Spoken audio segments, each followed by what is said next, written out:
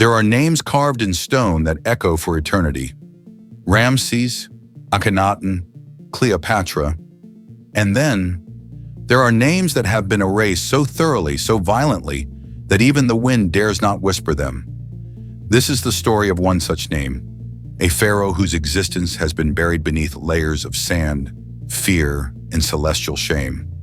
Not because he failed his people, but because he loved something that was never meant to walk this earth. His birth was not foretold in the stars. It was denied by them. Born during an eclipse that turned the sun blood red, the priest declared him a cursed child. Yet the boy grew into a man of strange beauty, almond eyes that never blinked too long, skin pale like sandstone bleached by time, and a voice that trembled like distant thunder.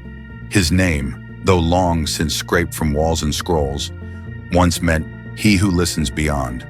From an early age, he spoke to things no one else saw.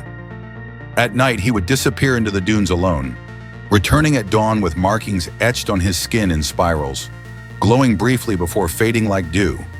The high priests were disturbed. The scribes refused to record his words. But the old pharaoh, nearing death and haunted by dreams of a winged being descending from the sky, saw in this boy not madness, but a divine inheritance. He named him heir, and so, upon the death of the old Lion King, the throne passed to the one history would try so desperately to erase. He ruled not with cruelty, but with curiosity. Gone were the great wars and blood hunger. Instead, temples turned into observatories, and pyramids were carved with star charts rather than battle tales. He commissioned the building of a great tower, one that reached not toward the gods, but towards something else, a place called the Eye. At first, the people were mesmerized.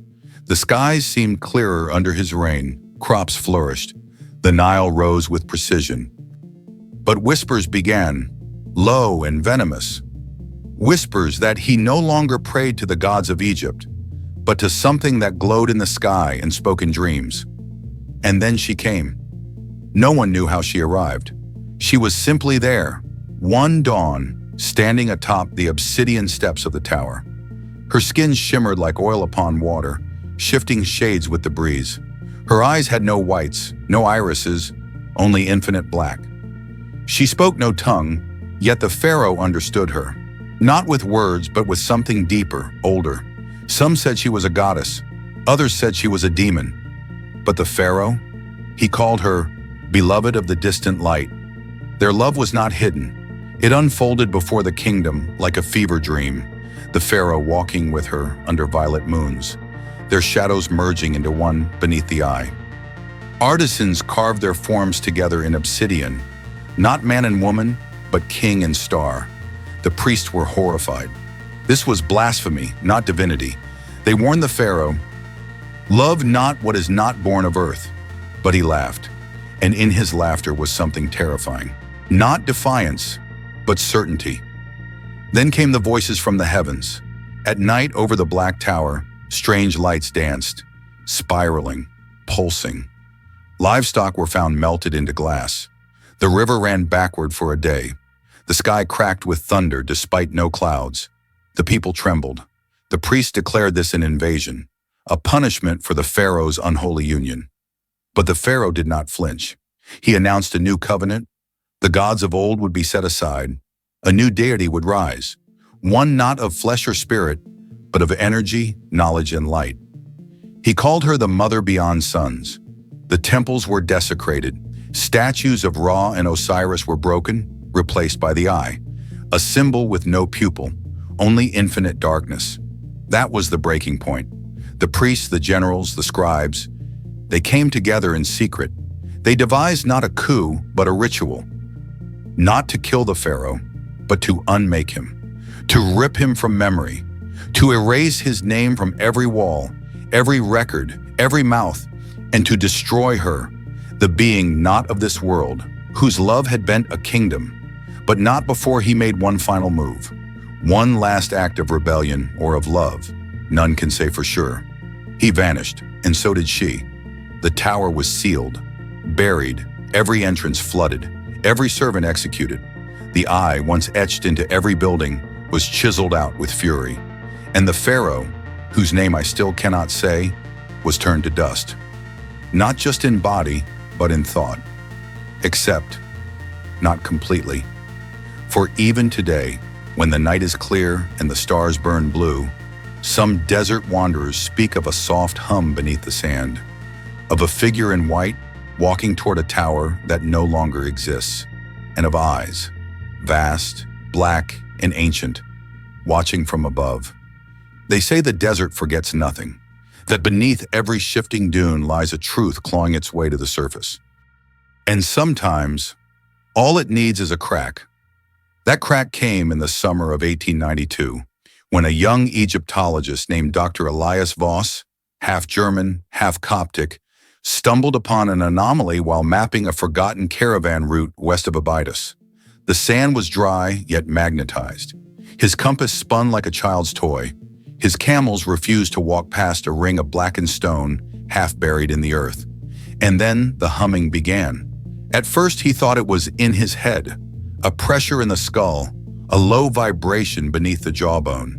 But as he dug deeper, he unearthed a staircase, perfectly preserved, spiraling downward into coldness. It was unlike anything he'd seen, not limestone, nor granite. The surface shimmered with particles that resisted all measurement. It was unnatural. Voss, an academic and skeptic, began to document obsessively. He sketched the eye, not from imagination, but from a symbol carved with maddening precision at the base of the stairs. A perfect oval, framed by concentric waves. He had never seen it before, or so he thought. But that night, under a sickle moon, he dreamed of a tower. Not ruins, not sand, but a black monolith rising from green fields under stars that pulsed red and violet. At the top stood a man in white robes, arms outstretched, whispering in a tongue older than bone. And beside him, a woman with no face. Voss awoke screaming, blood seeping from his ears. His assistant fled the next day. But Voss stayed. What he found below the desert would change him forever. The staircase led to a vast chamber, not carved but molded. The air was still, yet electric. Walls pulsed faintly, as if breathing. And in the center stood a statue, towering, almost weightless, of a figure neither male nor female. Arms wide, palms up, head crowned with stars. Behind it, the eye, etched in what looked like melted glass. Beneath it, a sarcophagus. But this was no ordinary tomb. There were no inscriptions, no cartouches, only a thin film of something metallic that writhed subtly under touch. And then, at the edge of the chamber, something stranger. A wall, smooth as water, reflecting not the room, but somewhere else. Voss did not understand what he had found. Not yet. But as he gazed into the reflective wall, he saw not his own face, but a pale man, dressed in white, with hollow eyes reaching out. Not in fear, but in mourning. And beside him, the woman again, her face now visible. She looked just like someone Voss had once loved, a woman who died years ago in childbirth. Impossible. He ran. He sealed the entrance with sand and stone. He fled to Cairo, then to Vienna, then to silence. His notes, however, did not stay buried. Years later, in 1936, a secret division of the Third Reich discovered his journals. Operation Schwarzes Licht, Black Light, and was born. They sought the chamber, not for history, but for power.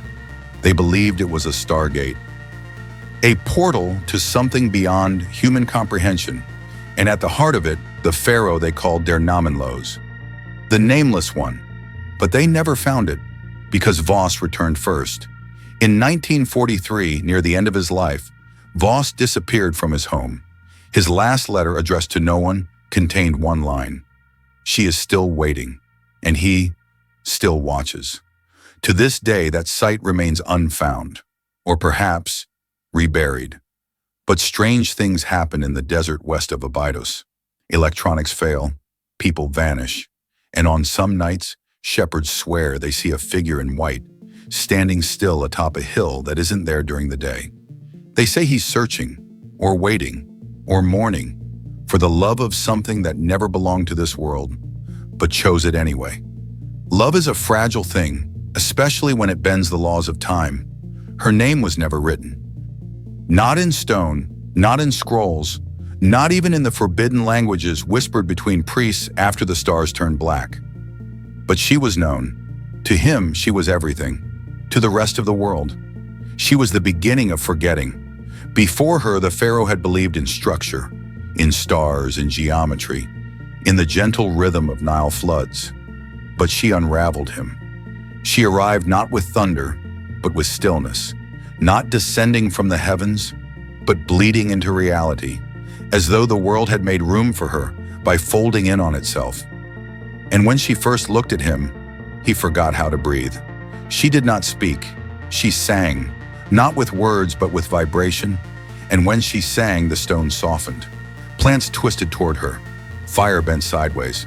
Her presence was not of flesh nor spirit, it was something other. Ancient but not aged, ageless but not timeless. She had traveled not through space but through consciousness, threading herself into his mind, and through him, into our history. The priests were the first to sense it. They called her Akul Neret, she who slips between. They claimed she brought entropy, that her mere presence frayed the line between man and God, dream and memory. But the pharaoh, he saw salvation. He believed she could lift mankind, not in body but in perception. He spoke of unlocking the eye of all, an ability to see without time, a place where past, present, and future collapsed into one endless breath. But such vision came with a cost. Soon the pharaoh no longer walked among his people. He spoke less, ate less. His skin grew translucent in the moonlight.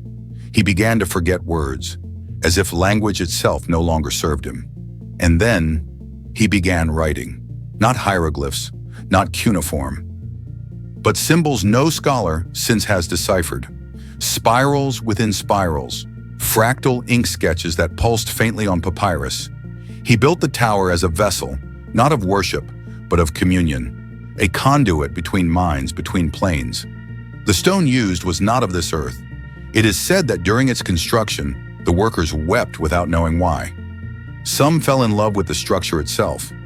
Others went blind after looking at it for too long. And at its summit, he placed her, not as an idol, but as an anchor, a living gate between human fragility and cosmic memory. It was then he stopped using his own name. He claimed names were cages, that he had become not a king, but a thought, a frequency. But the court feared for their reality. Time twisted in strange ways. A season passed in a week. Children aged backward. The Nile surged with blue fire. Madness spread, not like a plague, but like a song half remembered in dreams. The priests begged him to stop. They threatened. Then they pleaded, but the pharaoh simply wept, not for himself, but for the world that would never understand. Then one night she changed. Her form flickered, solid, then mist, then light, then sound. She sang again, a final time. And when she did, the sky bled color not yet discovered, and the pharaoh vanished. Not in smoke, not in collapse, but in silence, just gone. Those who tried to follow him into the tower died before reaching the summit.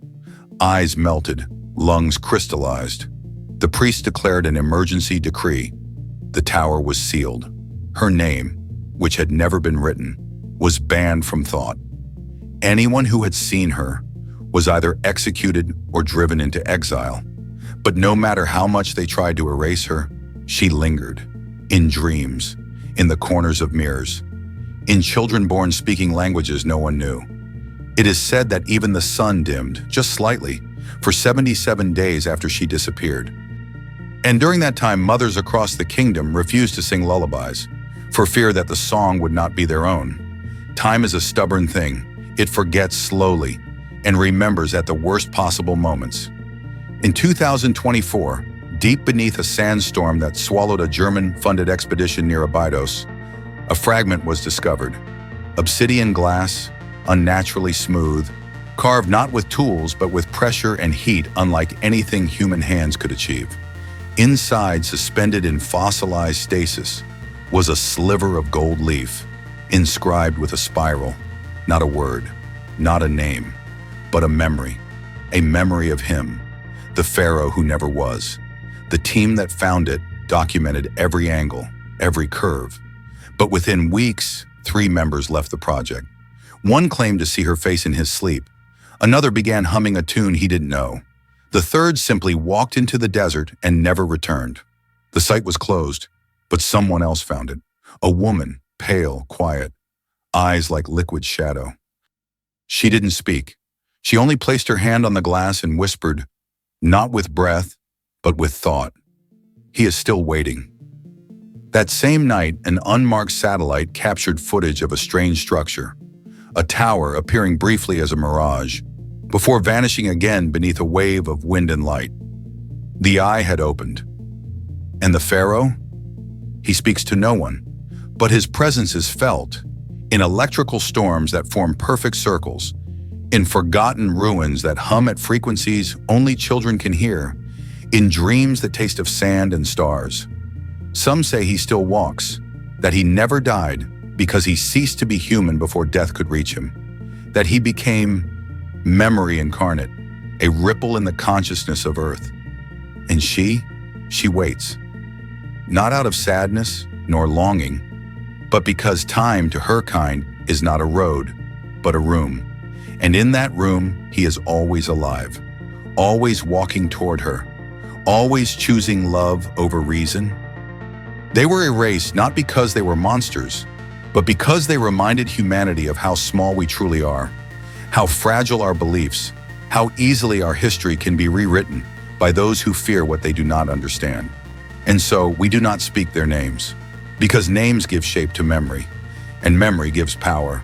But in the stillness between seconds, in the breath between dreams, if you listen closely, you might hear a low hum, like a song once forbidden, like a tower that never quite disappeared, like a love story that refuses to be forgotten. And if you do hear it, don't be afraid. It only means you've remembered something the world swore to forget, and now you know the truth that was never meant to survive. But this is only one thread in the tapestry of forbidden history. There are other names erased, other towers buried, other truths humming just beneath your feet. If you're brave enough to uncover them, I'll be waiting here to tell you the next story.